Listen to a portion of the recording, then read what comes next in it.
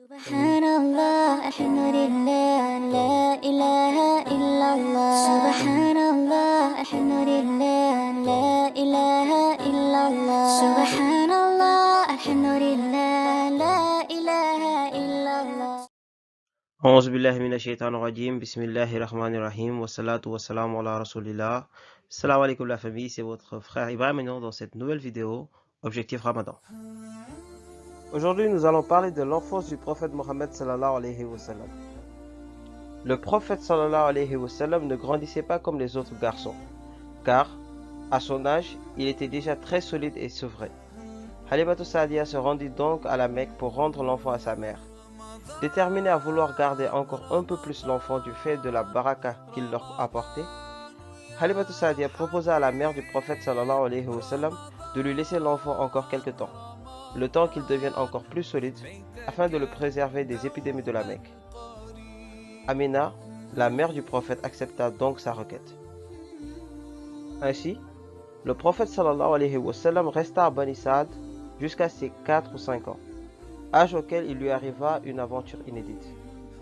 Cet événement du prophète nous est rapporté par Muslim, suivant les récits d'Anas.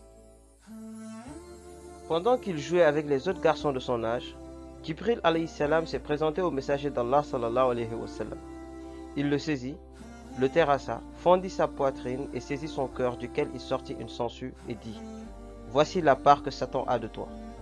Il lava ensuite son cœur dans une cuvette en or avec de l'eau de Zamzam et la remet à sa place. Les garçons, effrayés par la scène, se précipitèrent tous vers sa nourrice et dirent « On a tué Mohammed ». Les gens accoururent vers lui et le trouvèrent pâle.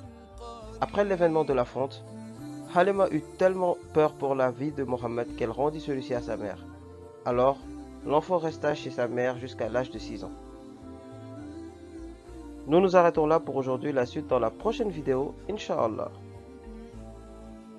Aujourd'hui, je vous propose de lire le Coran du 56e verset de la sourate An-Naml au 45e verset de la sourate Al-Ankabut. Nous nous apprêtons à entamer les 10 derniers jours de ce mois saint du Ramadan. Je vous propose donc au défi du jour de multiplier les invocations et les prières surrogatoires, car ce sont les 10 dernières nuits les plus importantes de ce mois. Les noms d'Allah à apprendre. Al-Mubdi'u, l'auteur, celui qui donne un début à ce qui n'existe pas sans début, sans modèle, c'est-à-dire celui qui crée les créatures.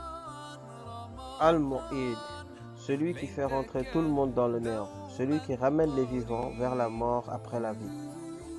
Al-Muhyi, qui donne la vie, celui qui redonne vie au corps des humains, des djinns et des anges en les réunissant avec leur âme au cours de la résurrection. Hadith du jour. Cherchez la nuit du destin dans les nuits impaires des 10 derniers jours de Ramadan. Doua du jour. Ô notre Seigneur, nous avons fait du tort à nous-mêmes, et si tu ne nous pardonnes pas et ne nous fais pas miséricorde, nous serons très certainement du nombre des perdants. ربنا ظلمنا أنفسنا وإن لم تغفر لنا وترحمنا لنكونن من الخاسرين. Nous voilà à la fin de cette vidéo. N'hésitez pas à vous abonner à mes différentes pages et à activer la cloche de notification pour être au courant de mes nouvelles vidéos. Et moi je vous dis à demain Inch'Allah pour une prochaine vidéo. Et surtout n'oublions pas, profitons de ces 10 dernières nuits Inch'Allah. Assalamu alaikum. Ramadan Mubarak.